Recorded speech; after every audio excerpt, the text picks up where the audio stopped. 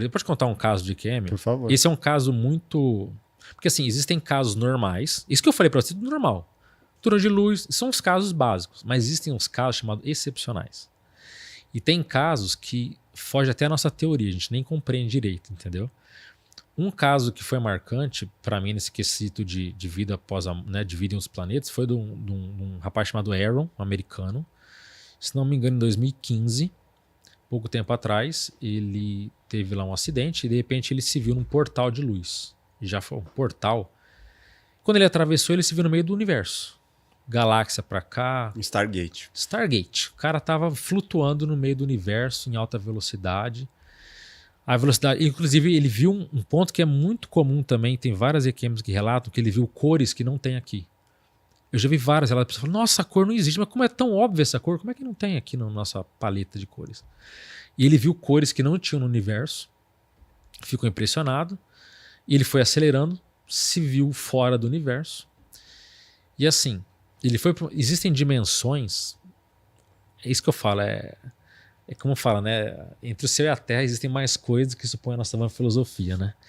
Existem dimensões que se percebe tanto na IQM quanto fora do corpo que não tem nem tempo nem espaço. Não tem forma, não tem mesa, não tem cadeira, não tem microfone, não tem nada. Então são locais que... Mas ali está acumulado tudo que é informação, energia, qualquer memória que uma pulga de um raio que caiu, qualquer coisa do universo está ali. Que já aconteceu, informação, uma biblioteca, o mundo das ideias do Platão. Um local sem forma. Isso existe. É a coisa mais até comum de se ir. E esse Aaron foi para uma dimensão semelhante a essa, que chamam de dimensão branca. Tudo é branco, é uma energia pura, poderosa, como se a energia do universo toda viesse dali, entendeu? Ele estava naquela energia branca, ficou impressionado com aquele ambiente, como se fosse algo meio pastoso. Falou, que lugar que... E outra coisa, ele não tem nessas dimensões, você não tem forma humanoide. Você é como se fosse, não é uma bola, mas é uma massa de energia pensante. Você não tem mais forma humana. Uhum. E ele ficou sem essa forma humana, foi para lá, ficou, né, embasbacado tudo aquilo, e de repente ele como se ele caísse de vibração. Ele foi caindo para aquela dimensão que eu falei do vazio, que tem nas EQMs negativa. Ele ficou num universo tudo escuro, isolado, sem ninguém, aquele tédio. O que aconteceu? Que lugar que é esse, né? E aí aconteceu algo que também que é muito incomum, que eu não sei explicar o porquê. Aconteceu um processo simbólico ali. Apareceu uma espécie de touro, não era bem humano, mas um touro com fogos pelos nariz, pelos olhos. Tem até aquela série do Deuses Americanos. Você chegou a ver do Game? Ele tem um personagem lá que é como se fosse um touro, assim, as mesmas características. Ele viu aquele touro, né, no meio do nada, aquele tédio, aquele sentimento ruim, aquele touro. Aí o touro, tipo, olhou pra ele como se ele fosse pra ele seguir. Quando ele foi seguir o touro, veio telepaticamente uma voz dizendo, não siga ele, venha, volte pra cá. E ele consegue se elevar, consegue voltar pra essa dimensão branca. Nisso, como se milhares de vozes dissessem uníssono pra ele, ó, aqui é a sua casa. E quando falaram isso, mostraram para ele uma representação visual do início do universo, do Big Bang, até os dias atuais. Tipo, sabe, em tempo acelerado, time-lapse, assim. Sim, meio filme Lucy. Isso, tipo filme do Lucy. Aí ele foi vendo o começo do universo, até aquele momento foi vendo tudo, tal. Mas ele estava ainda relutante, ele não queria ficar ali. Você tá contando, tá aparecendo um repertório de filmes que eu já vi, Interestelar e várias... Não, é um negócio meio surreal mesmo. Uhum. E nesses casos decepcionais, né? Aí as vozes falaram assim pra ele assim, você quer ficar com a gente? Fica aqui. Aí ele teve a revisão da vida. Mostraram pra ele do nascimento até aquele momento, tudo que ele fez, todas as emoções que ele teve, tudo que ele gerou na vida, tal. A vida como um todo. E ele ainda estava ainda um pouco descontente, ele não estava muito querendo ficar. Nisso ocorreu uma fusão dele com essa dimensão branca. Eles se fundiram. Uma coisa só. E quando ele se fundiu com essa dimensão de energia pura, poderosa, falaram, você pode ir em qualquer lugar do universo que você quiser agora. Ele foi ver a família dele. É claro, né? Um humano, né? Vai ver a família. Como é que vocês estão? Onde é que vocês estão? Viu todo mundo aí falou, não, expande, vê mais. Aí ele começou a ir para o universo. Ver planetas com vida. Vida inteligente, vida não inteligente, planeta tipo Cromagnon, sabe? Tipo como da caverna. Animais exóticos. Viu milhares de vidas no universo. Ficou assim, embasbacado vendo tudo aquilo. E aí nisso ele desconecta, né, daquela energia e fala, mas e aí, né, você quer ficar? E ele ainda entristecido, fala assim, ó, vem cá, vamos te mostrar. Aí um guia levou ele, voltou ele pro corpo dele, corpo humano dele, e falaram, ó, você não é isso aqui. Aí acontece algo também que é muito raro, tem poucas experiências, que esse corpo sutil, esse espírito dele, ele encolheu. Isso pode acontecer. Ele encolheu e entrou dentro do próprio cérebro humano dele. E mostraram o cérebro dele tendo sinapse, sabe, jogando raios e tal. E falaram, ó, isso aqui é o teu cérebro, não é você. Você não precisa ter medo de morrer. Se você quiser, você pode desligar e tá tudo bem. Então ele ficaram fazendo reflexões sobre vida após a morte, livre-arbítrio, sabe, escolhas, vida, as escolhas, ficar ou voltar. Papo filosófico. Papo super filosófico dentro do cérebro dele, pequeno ali. Né? E por fim, depois de falarem tudo, ele acabou recobrando a memória da lucidez dele, ele voltou para o corpo. Então ele acabou dali voltando e aquela experiência interrompeu. Então todo o trajeto que ele fez foi para mostrar a vida no universo. Eu queria muito ter uma demonstração dessa, né, de vida e morte, começo e fim e conexões. Então um cara desse ele volta e fala, olha, não tem nada a ver com a questão alucinatória e tal. Ele viu tudo isso, interagiu, percebeu. Então é uma experiência que ela extrapola vários pontos. Agora, a questão de ficar grande ou pequena, tipo Dr. Manhattan, que você gosta de filme, Dr. Manhattan, você pode ficar gigante, você pode ficar microscópico. Esse corpo emocional, esse corpo, essa réplica sutil, né, translúcido, ele não tem muito limite. Você pode enxergar pela mão. Porque não tem olho, não tem globo ocular. Tive uma experiência, não sei, você vai me dizer o que é. Segundo um convidado que eu tive aqui, foi uma projeção astral. Eu estava na cama com a minha esposa, num momento muito ruim de turbulência no relacionamento, e aí a gente começou a pegar no sono, e aí eu percebi, eu tive uma sensação muito clara, assim, muito fiel do meu corpo saindo, flutuando e meio que girando, assim, vendo eu e ela na cama, vendo de fora. Aí eu dei uma brisada ali, entendendo o que era aquilo, e de repente acordei assustado. E aí, você se viu deitado na cama? Eu me vi minha esposa, eu vi o ambiente e via como se fosse uma câmera girando ali num 360. E aí eu acordei assustado e falei para ela, tive uma sensação muito estranha, não sei o que é, mas eu vi nós dois aqui na cama. Ela, nossa, tipo... Ela curte bastante espiritualidade, ela não soube dizer o que era, mas ela falou, isso aí não é tão incomum assim. E aí, anos depois, falando com o Vic Vanilla, ele falou, é uma projeção astral que você teve. E aí eu comecei a estudar um pouco mais sobre o assunto, mas de leve também. Isso é uma projeção astral mesmo? Isso, exatamente. Toda pessoa que se vê lúcida, quer dizer, raciocinando, com memória, com atividades emocionais fora do próprio corpo, é uma experiência dessa. Ela é chamada também de experiência fora do corpo ou projeção consciente. E é um fenômeno que acontece com a maioria das pessoas. No caso da quase-morte, esse fenômeno ele acontece, mas a quase-morte ele é forçada. No teu caso foi espontâneo. Você estava deitado e simplesmente aconteceu. Você não teve um derrame, você não teve nada que foi agressivo ao teu corpo. Mas tinha a ver com um momento psicológico ali, de brigas e coisas do tipo? Não necessariamente, nada a ver. Uma experiência fora do corpo ela pode acontecer tanto espontaneamente quanto autoinduzida. Então você aplica técnicas para você conscientemente ter essa experiência. Então você pode inclusive planejar. Eu quero ir para a Torre Eiffel, eu quero ir para a Grécia, eu quero ir para inclusive encontrar pessoas falecidas. Qual que é o laudo médico quando a pessoa volta e fala que teve uma experiência dessa? Teve uma parada cardíaca? Teve o cérebro, como ficou o cérebro? Qual que é o quadro médico, o quadro clínico? Então, pela medicina, é impossível ter QM. Eu acredito que eles são bem céticos quanto Totalmente. a isso. Só que tem muitos médicos que estão estudando por quê? Porque eles estão vendo que, primeiro, não é alucinação. Por quê? Porque é a comprovação posterior. Então, para você ter uma ideia, o que mais chama a atenção dos médicos, da área médica, é quando você está tendo um paciente que ele está sob controle no hospital, por exemplo. Então, quando o paciente ele não tem atividade cerebral, quando eles estão monitorando e o cérebro está ali, né, no aparelho está linha, né, não tem nada. Um cérebro, eu sempre repito essa frase para todo mundo que não conhece o tema entender. Quando o cérebro não funciona, ele não funciona. Ele não pode ter alucinação, ele não pode ter memória, não pode ter cheiro, não pode ter audição, visão, nada. Cérebro desligado é zero. Morte cerebral. Não é morte, mas quando a pessoa está enfim, estão monitorando o cérebro, estão fazendo uma pressão cardíaca, por exemplo. Eles não deixam a pessoa, eles dão anestesia, a pessoa está desligada, a pessoa está dormindo, ela está apagada. Sim. Então, naquele momento... Uma anestesia geral, por exemplo. Ela não pode ter nenhum processo desse. Porque o cérebro desligado é desligado, pode ter nada. E aí, nesses processos, a pessoa se vê de cima, por exemplo, ela vê o que os médicos falaram, ela escuta, ela fala os instrumentos, ela vê que alguém que escorregou ali, alguém que deixou uma xícara de café esquecida não sei aonde.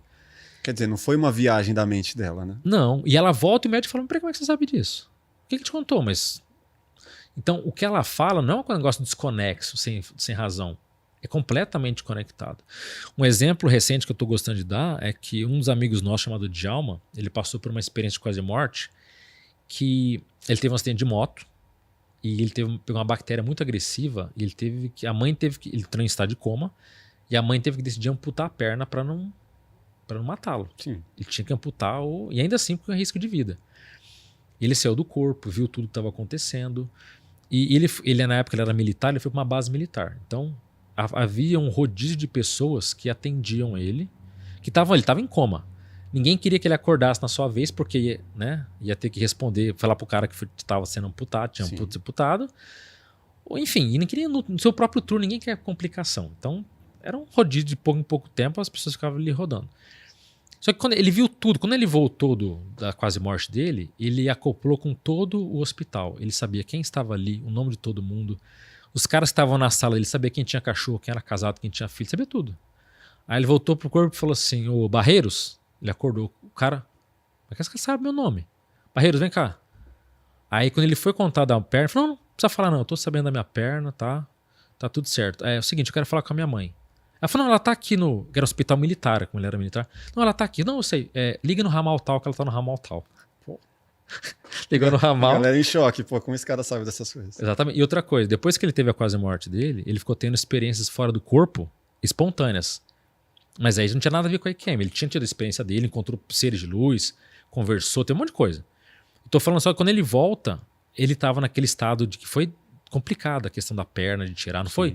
Era uma bactéria agressiva, então o pós dele foi bem complicado. Ele ficava saindo e voltando do corpo lúcido, sabendo. Numa nessas experiências dele, ele viu que tinha um tênis específico em cima do telhado do hospital, que era um hospital lá da base aérea, a base deles lá. Que ele era da parte aérea, né? Aí ele falou pro médico, tem um tênis, você tava duvidando de mim? Tem um tênis, em tal lugar, tal. A médica falou, se a gente for lá encontrar esse tênis, eu vou ficar perturbado. já mandou. Ele chegou lá, ele tava amputado, ele não saiu da cama, ele não tinha como saber nada. Ele chamou um cara. Ele não tinha levado um drone para fazer um sobrevoo. Não, isso foi acho que mais de 40 anos atrás, há muito tempo. Então o soldado falou, vai lá buscar. O cara foi lá, achou o tênis. Onde estava, do jeitinho que ele falou. Tem um caso clássico do Raymond Moody também, que ele estudou um rapaz que estava no hospital. Ele falou, tem uma bota no parapeito do prédio aqui. Era um hospital que era em cima de um prédio. Então, uma bota em tal lugar, o cara descreveu, os caras foram lá, acharam a bota. Então, quando você vê que a pessoa tem uma coisa que é comprovada depois, porque para a medicina seria muito confortável chegar e dizer assim, esse negócio de quase morte, gente, é do cérebro. Por exemplo, o túnel de luz. Tem um pessoal que fala assim, não, mas isso aí é quando a pessoa ela tá nascendo no canal vaginal da mãe, é uma memória quando ela tá nascendo, e aí o túnel de luz tal, mas pessoas com cesáreas também tem. Então, tem médico que fala assim, não, mas isso aí é hipóxia, é falta de oxigenação cerebral. Nos casos estudados cientificamente, na EQM acontece quando tem muita oxigenação cerebral. Não é falta de oxigênio. Alguns falam, é medicação. O que foi constatado também? A medicação atrapalha. Pessoas que foram menos medicadas ou que não tiveram medicação tiveram experiências mais complexas e profundas do que quem não teve. Então tudo que a área médica tenta dizer não bate. Entende? Tem certas experiências, por exemplo, que, como o caso da pessoa afogada, que em alguns casos de trauma, a memória, quando a emoção é muito forte, a memória fica embotada, ela desaparece.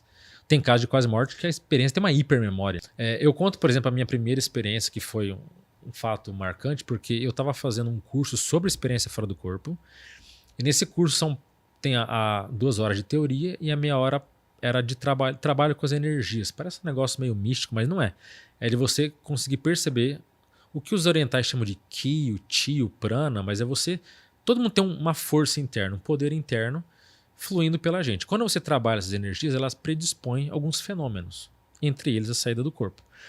E nesse curso, então, quando eu fiz essa parte prática, a minha cabeça aconteceu um fenômeno muito comum com quem é da área, chamado balonamento. Balonamento, como a própria expressão diz, é como se fosse um balão. O balonamento pode ser um braço, uma perna, ou o corpo todo inflando como um balão. Eu sentia a minha cabeça inflando e eu balançava assim, ó, tava com uma cabeça gigante. Falei, nossa, olha a minha cabeça, eu sinto a minha cabeça gigante. Mas era totalmente acordado. Aí eu falei, pô, esse negócio de energia, eu acho que hoje eu tô predisposto. Isso foi em 99. Eu tinha 18 anos na época. Aí eu falei, eu acho que hoje vai ser a noite. Quando eu fui para casa, eu falei, eu vou tentar. Fiquei aplicando técnica um monte de tempo lá, deitado do lado esquerdo aplicando. Mas assim, aplicar técnica não existe uma técnica universal, infelizmente. Não é que nem o filme Doutor Estranho, que você bate no peito da pessoa lá, o cara sai do corpo, se traz e fala, viu? Nossa, comprovei, é real. Então, como não tem uma técnica universal, você fica treinando. Pode ser que você fique meia hora, 1 hora, 2 horas, às vezes, para ter uma experiência dessa. E aí eu tava ali, eu não sei quanto tempo, passei mais de hora. Aí eu cansei, eu falei, desisto, eu vou virar de lado e dormir. E quando eu tava do lado esquerdo, quando eu fui virar pro lado direito, eu simplesmente saí, rolei do meu corpo totalmente lúcido. Aí eu parei em pé ao lado da minha cama, falei, sai do corpo. Minha mãe fazia curso comigo, eu falei, minha mãe não vai acreditar que eu consegui. Que a gente, os dois ali tentando, ninguém que tá conseguindo nada.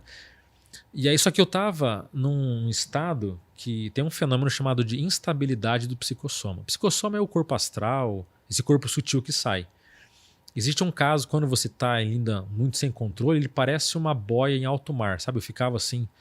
Eu não tinha controle de mim, eu não conseguia ficar parado, mas eu tava boiando e muito feliz, eufórico. Eu não vi luz nenhum, tava meu quarto escuro ali, meu quarto na penumbra. Eu olhei, tava meu corpo deitado na cama e falei, mas e agora, né? Eu mexendo assim, o que eu faço? Não me planejei por que eu ia fazer depois. Mas eu tava tão eufórico que acabei voltando pro corpo e senti o encaixe completamente lúcido, assim. Um encaixe perfeito, assim. Mas foi um voltar, tipo, quero voltar ou... Como eu não tinha um objetivo... Eu acabei naturalmente, estava próximo do corpo, eu acabei voltando e falei, vou voltar. E acabei encaixando de novo. Você foi em direção e voltou tranquilamente. Não acordou meu assustado. Corpo estava atrás de mim. Não, mas aí que tá. Nessa experiência eu não dormi em nenhum momento. Foi uma experiência chamada de lucidez contínua. Ou autoconsciência contínua. Então eu estava acordado, eu saí, fiquei eufórico, me vi deitado, vi meu quarto, voltei sem apagar. Então o tempo todo... Agora, existem experiências que você pode dormir e não tem nada de errado. No teu caso, você falou que você deu uma dormida, não foi? Então, tá tudo certo. Você desperta fora do corpo. Desperta assustado. Isso, e volta. E não tem nada de errado. Mas no meu caso foi muito marcante para mim, porque eu tive essa lucidez, eu saí, vi e voltei. Aí eu falei, bom, agora eu tenho que fazer o que eu tenho que escolher, o que eu vou fazer com isso. Mas essa experiência, e a sensação de desgrudar do corpo e do retorno, só tendo para ter, não tem como você descrever. Às vezes parecia uma pressão que tá te esmagando, tá te afundando no colchão, mas você tá subindo. É um negócio completamente esquisito. Um ponto que é das coisas mais comuns que tem, Carlos, é você, nas experiências de quase morte especialmente, é a pessoa que fala sobre o amor. Eu não falo do amor de casal, o amor no sentido de fraternidade. Uhum. Que tem gente que fala, ou então seres que falam, a resposta para tudo, né? Não é o 42 lá do Quem é Nerd. Não, a resposta não é o 42, a resposta é o amor, no sentido de fraternidade. Porque existem casos que a pessoa, quando ela se conecta com o universo, ela vê que o universo não é caótico, o universo ele não é negativo, ele não é doente, o universo ele é positivo. Então ele é um meio, um palco para você trocar, ajudar, ser ajudado, crescer, entende? O papel da evolução é isso. Então, quando falam que a resposta é o amor, falam que a resposta é a fraternidade. O que tem de gente egoísta, materialista, que volta a transformar depois do McKM, não está no gibi. Por quê? Porque naquele sentimento de pacificação que eu falei, né, nessas descobertas que mostram um lugar, encontra ser que já faleceu, vê vida passada, a pessoa... E nisso vem o sentimento dessa fraternidade imensa, ou dessa mega fraternidade, Ela fala, a resposta é ajuda. Então, uma das dificuldades que a gente tem aqui na vida humana é justamente o quê? É a fraternidade, é ser menos egoísta, entendeu? Então, esses fenômenos vêm para, no fundo, para mostrar que a evolução está na nossa mão, é nossa responsabilidade. E quanto mais fraternal você for, eu não estou falando assim, frase de Beatles ou frase hippie, né? Que a gente fala, é o amor. Não é só isso, é mais profundo do que isso. Então, quando a pessoa ela quer voltar a vida dela para ser mais fraternal, ela, por exemplo, não pode ficar pensando mal dos outros. A gente falou, se pensamento é poder, e ela quer ser alguém que faz a diferença, que seja no tijolo que ela consegue dar para o outro, como é que ela vai ficar, né, falando mal dos outros, fofocando, puxando o tapete? Não desejando dá. Coisas para os outros. Né? Desejando que morra, desejando que isso, que aquilo. Não dá. Então fica incoerente, fica incongruente, fica hipócrita. Por isso que a transformação que a pessoa tem nessas experiências, ela é assim arrebatadora, porque a pessoa fala, olha, o universo é sadio. As coisas caminham para a frente, para o alto, para a evolução. A fraternidade é a resposta, o amor, né? Então, olha, o que eu jeito de relato que eu tô falando, não, o amor é a resposta, o amor é a resposta. E é difícil, e parece uma coisa óbvia, mas não é, difícil. Às vezes é difícil traduzir isso para uma pessoa, né? O que eu faço além do que eu já faço para eu realmente ter certeza do que eu pratico no dia a dia é amor ou não? Não, e amar o que a gente ama também é fácil, né? O duro é você ter... amar a sua família, seus filhos, amar ali o que está próximo. Mas e a compaixão por aquele que é mal intencionado com você, com aquele que quer te sacanear? Então, não pensar mal já tá de parabéns. E você conseguindo ter um senso de fraternidade com a pessoa, entender que ela é uma criança, que ela é um coitado, que é um imaturo ainda, e não condená-la, já passa para um outro salto.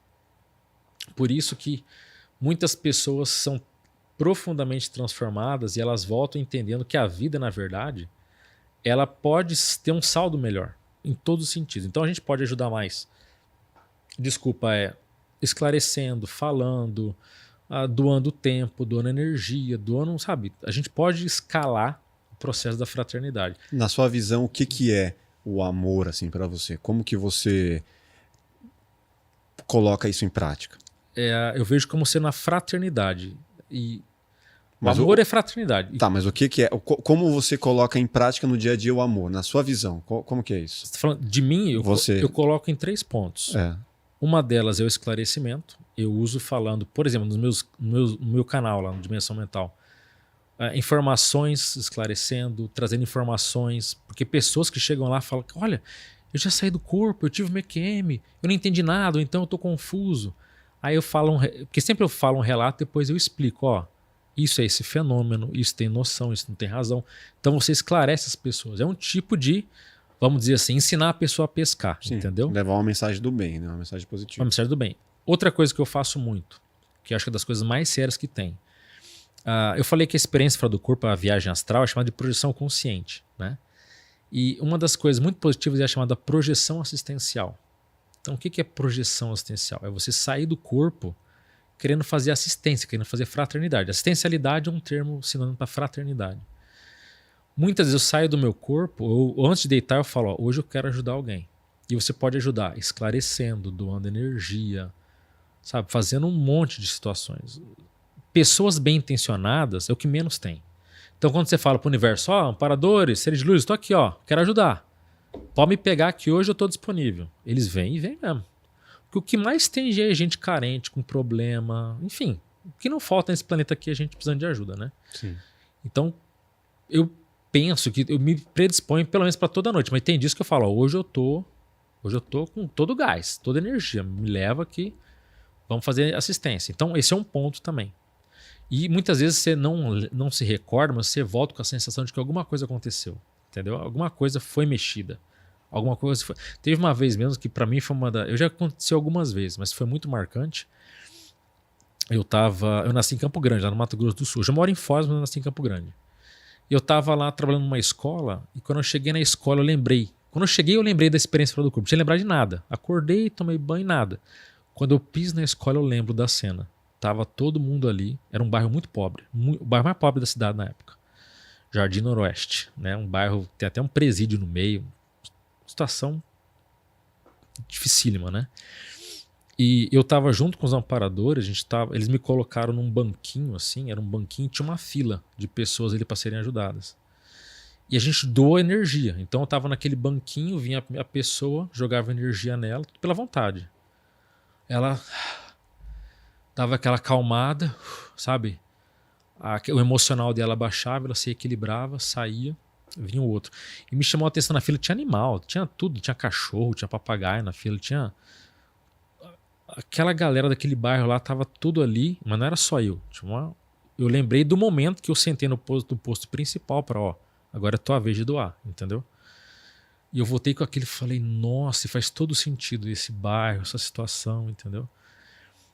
Então, esse é um tipo, tô falando de projeção assistencial. Você sai do corpo para ajudar os outros. E tem uma outra que eu faço que, para mim, a técnica mais impactante que eu já vi na vida é uma técnica de doação de energia. Para quem admite, acredita que a gente troca energia, que pensamento é poder e tal, tem uma técnica chamada TENEPS. TENEPS é tarefa energética pessoal. É uma energização à distância. E essa técnica é feita 50 minutos por dia, em média. 50 minutos é 1 hora. Todo dia. Não tem feriado, não tem domingo, não tem nada. Então é um horário fixo, você para doar sua energia. Tipo um grupo de oração. Não é porque é sozinho, é totalmente isolado, você é pessoal. Não tem ninguém, não tem nenhuma testemunha física. Entendi. Mesmo que tenha alguém na tua casa, a pessoa se isola, vai num quarto fechado, ali ela trabalha as técnicas de energia e depois se predispõe para os amparadores que eles vão acoplar em você e vão pegar a tua energia para doar para quem está precisando. E nessa época a gente recebe pedido. Então você pode mandar um pedido, fulano de tal, mora em rua tal, tá precisando. A gente recebe pedido de nome e endereço e o motivo é opcional. Às vezes a pessoa fica constrangida, né, envergonhada, mas a gente recebe por e-mail isso aí. Ah, é? A pessoa manda o nome, o endereço completo e a gente coloca numa caixa lá de assistência. E essa assistência dura de 1 dia a 6 meses. Casos mais bobinhos pode durar, bobinho entre aspas, né, mas casos mais fáceis pode durar 1 semana, 1 mês de ajuda. Casos mais hards até 6 meses de ajuda. É um envio de energias. Isso. Então você doa energia todo dia. Eu me preparei anos para fazer isso, porque não... Entende? Não tem feriado, é todo dia, até o fim da vida. É uma predisposição que você fala, eu quero doar quase 1 hora do meu dia para ajudar os outros. Então, é uma energização que ela é mais interessante, primeiro, porque não é um passe magnético que vai no centro espírita que é 1 vez na semana. Sim. Outra coisa, você não tem um aplauso. Ninguém fica ali, obrigado, você me deu. Não, é anônimo. Dá o papel lá, a gente doa e ninguém fica sabendo. Eu estou expondo porque você perguntou no processo pessoal, mas... E também não é segredo dizer, eu dou não energia. Posso falar, Não tem nada disso. Mas não é uma coisa que a gente fica se gabando. Até porque a gente também não tem noção do quanto que é energia, quanto que você ajuda. Nem é bom saber, senão a pessoa pode ficar muito bitolada naquilo, entendeu? Bitolado no sentido de estou enviando energia suficiente ou não está sendo eficiente? Não, no sentido da pessoa se sentir muito arrogante ou ela querer... tá. Então não interessa, assim, os próprios amparadores, eles não dão muita... Não querem mostrar muito, mas volta e meia já sentir. Você sente a pessoa que está sendo ajudada. Eles mostram para você se tem visão, né, de quem está sendo ajudado, eventualmente, né?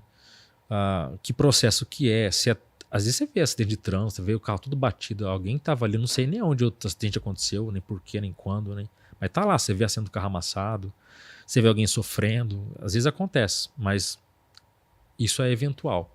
Então você doa energia.